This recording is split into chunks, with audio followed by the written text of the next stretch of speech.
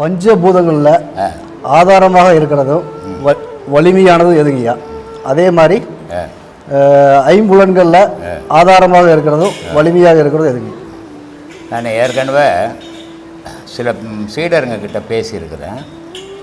எல்லா பொருளும் ஒன்றை சார்ந்து இருக்குது. உலகத்தில் உள்ள பொருள் எல்லா பொருள்லேயும் ஒவ்வொரு பொருள் முக்கியத்துவ பொருளாக இருக்கும். அது மாதிரி பார்க்கும்போது மரம், செடி, கொடி இதுக்கெல்லாம் முக்கிய பொருளாக இருக்கிறது நீர். மலை, மண் இதுக்கெல்லாம் முக்கிய பொருளாக இருக்கிறது நெருப்பு. மனுஷனுக்கு மற்ற ஜீவராசிகளுக்கு முக்கிய பொருளாக இருக்கிறது காற்று. அப்போது ஒவ்வொரு பொருளுக்கு ஐம்பொருள், ஐம்பூதங்கள், 5 பஞ்சபூதங்கள், 5 பஞ்சபூதங்களுடைய நிலைகள் எல்லா பொருளையுமே இருக்குது. இருந்தாலும் அதை ஆதிக்கம் செலுத்துறது ஒவ்வொன்றில் ஒவ்வொரு பொருள். மரம், செடி, கொடி எல்லாம் பார்த்திங்கன்னா நீர் முக்கியம். நீர் இல்லைன்னா அது இருக்காது, மற்றது எது இருந்தாலும். அதே மாதிரி மண், மலைகள் எல்லாம் பார்த்திங்கன்னா தட்டைகள்லாம் நெருப்பு வரும். அது நெருப்பு முக்கியத்துவம் கொண்டது. உயிரினங்கள் அத்தனையும் பார்த்திங்கன்னா காற்று முக்கியத்துவம் கொண்டது. அப்போது ஒவ்வொரு பொருளும் ஒவ்வொன்றும் முக்கியத்துவம் கொண்டு இருக்குது. இந்த மனித உடலில் நீர், நெருப்பு, ஆகாயம், பூமி 5 பஞ்சபூதங்கள் இயங்குது. ஆனால் 5 பஞ்சபூதங்கள் இயங்கினாலும் மனிதனுடைய முக்கியத்துவம் சுவாசம், காற்று தான் முக்கியமாக இருக்குது. இது உலகத்தில் 5 பஞ்சபூதங்கள் முக்கியத்துவமாக இருக்குது. மண், நீர், நெருப்பு, காற்று, ஆகாயம் 5 பஞ்சபூதங்கள் இருந்தால் கூட அங்கே முக்கியத்துவம் பெறுறது இயங்கிறது, இயக்கிறது. இயங்கிறது ஒரு பொருள் இருக்குது, இயக்கிற பொருள் ஒரு பொருள் இருக்குது. அப்போது இயங்குகிற பொருள் நீர், நெருப்பு, இயக்கிற பொருள் காற்று. இப்போ இங்கே ஒரு நெருப்பு எரிஞ்சிக்கினே இருக்குது. இது காற்று இல்லைன்னா எங்கேயும் போகாது, இங்கேயே எரியும். காற்று வந்ததுன்னா இது எல்லா இடத்துலையும் தூக்கின்னு போய் போடும். அப்போ எல்லா இடத்துலையும் நெருப்பை உண்டாக்கிடும். இங்கே ஒரு நீர்நிலை இருக்குது, இங்கே ஒரு நீர் இருக்குது. இந்த நீர் இங்கேயே இருக்கும் காற்று இல்லைன்னா. காற்று வந்ததுன்னா இந்த நீர் எடுத்து போய் அடுத்த இடத்துல கொட்டிடும். அப்போது 5 பஞ்சபூதங்கள்லேயும் உலகத்தில் பூமின்றது அசையாமல் இருக்குது, ஆகாயம்ன்றது அசையாமல் இருக்குது.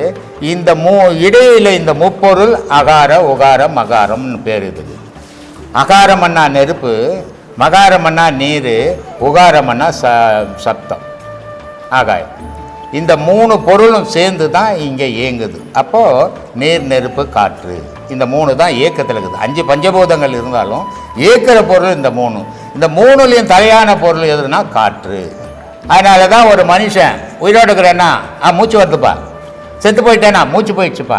அப்போது எதையே முக்கியத்துவம் கொடுக்குறான் மனுஷன்? மூச்சுக்கு முக்கியத்துவம் கொடுக்குறான். மூச்சுன்னா என்ன? காற்று. காற்றுன்னா என்ன? பிராணன். அப்போது இதுதான் உலகத்துக்கு பிராணனாகவும் இருக்குது, நமக்கு பிராணனாகவும் இருந்து காற்று இயங்குது. காற்றே கடவுள்னு அதுக்கு தான் சொல்கிறேன் நான். சொல்லுங்கள். மனித வாழ்க்கையில் பக்தி, யோகம், ஞானம் சரி, இதை தவிர்த்து கடவுளை காண்பதோ அடைவதோ சாத்தியமா? இல்லை, முடியாது. ஏன்னா இப்போ நீ ஒரு ஸ்போர்ட்ஸில் கலந்துக்கணும். நீ ஒரு குழந்தை, ஒரு ஸ்போர்ட்ஸில் கலந்துக்கணும், ஒரு ஓட்டப்பந்தயத்தில் நீ ஓடணும். ஆனால் நீ குழந்தை எழுந்து ஓடிடுவியா?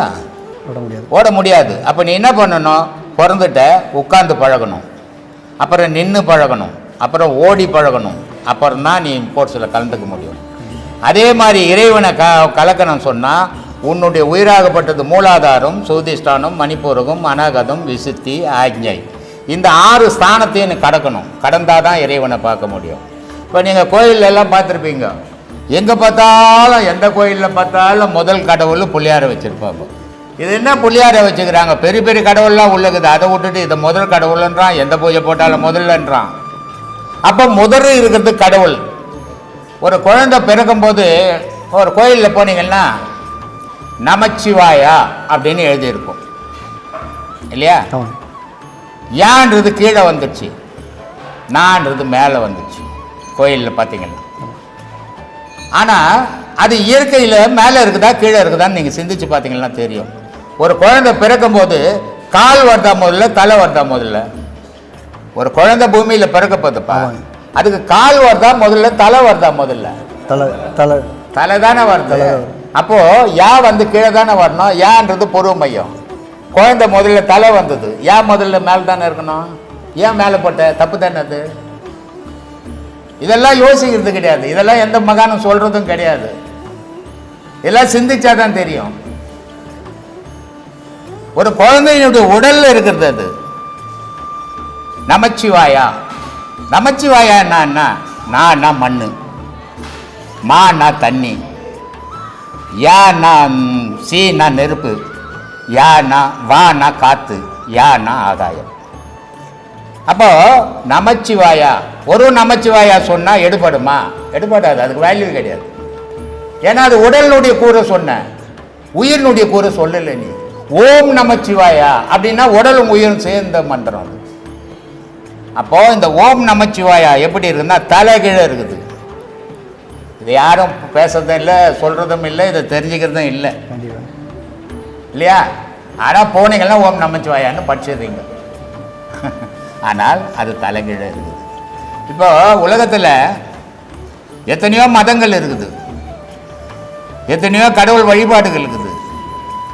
ஆனால் இந்த ஓம் என்ற ஒரே ஒரு வார்த்தை எந்த மதத்துக்கும் இல்லைன்னா அது உயிரற்ற மதம். அது ஏன்னா செயற்கையால செய்து வச்சுக்கிறது மதம், இயற்கையால இருக்கிறது ஓம். ஒரு விதையை போய் மண்ணில் நடுங்க, அந்த விதை முளைச்சி வரும்போது பார்த்தீங்கன்னா ஓம் வடிவல் தான் முளைச்சி வரும். ஒரு குழந்தையினுடைய கர்ப்பத்தில், தாயினுடைய கர்ப்பத்தில் குழந்தை இருக்கும்போது இருக்கிறத பாருங்க, ஓமனுடைய வடிவல் தான் அந்த குழந்தை கர்ப்பத்தில். அப்போ ஓம்ன்றது இயற்கை, மீதி மதங்கள் செயற்கை. ஆனால் உண்மையை உணர மறுக்கிறான் மனுஷன். அதனால இவன் உண்மையை தெரிஞ்சுக்க முடியாமையே போயிடுறான். எண்ணிப்பார், உன் தாய் வயசுல வேற மதத்தினுடைய தாய் வயசுல பாரு, அந்த குழந்தை வேற மாதிரி இருக்குதான்னு பாரு. உலகத்தில் இருக்கிற அத்தனை தாய் வயசுலயும் அந்த குழந்தை ஓம் வடிவல் தான் இருக்கும். அந்த இம்மு தான் தொப்புள், அந்த குழந்தை மாவடிவல் தான் இருக்கும். அந்த இம்மு வைக்கிறது தான் தொப்புள் கொடி. அது இல்லாத வேற மதம் வேற மாதிரி குழந்தை பிறகுதுங்க காட்டுங்க பார்க்கலாம். காட்ட முடியாது. ஏன்னா மதங்கள் என்றது இன்னைக்கு தோன்றியது, அது எந்த காலத்தில் வேணா மாறிக்கினே இருக்கும். மனுஷன்ற உலகம் உள்ள ஒன்று தான், ஒரே பொருள் தான் இருக்குது. நீர் ஓணும் மனுஷனுக்கு, நெருப்பு ஓணும், காற்று ஓணும், ஆகாயம் ஓணும், பூமி ஓணும். எந்த மதமாக இருந்துட்டு போ. அப்போ கடவுள் என்றது எந்த பொருள் அப்படின்னா இந்த 5 பஞ்சபூதம் தான். இந்த 5 பஞ்சபூதம் தனியாக இருக்கிற வரைக்கும் மனுஷன். இந்த 5 பஞ்சபூதத்தை சேர்த்தான்னா ஞானி. ஞானி ஆனான்னா அடுத்த ஸ்டெப் அவனுக்கு கடவுள். இந்த யோகம்ன்றது என்னன்னா இந்த 5ஐயும் சேர்க்கறது தான் யோகம். சேர்த்துட்டா ஞானம், ஞானம் பெற்றா இந்த கடவுள். இதுதாங்க யோகம்.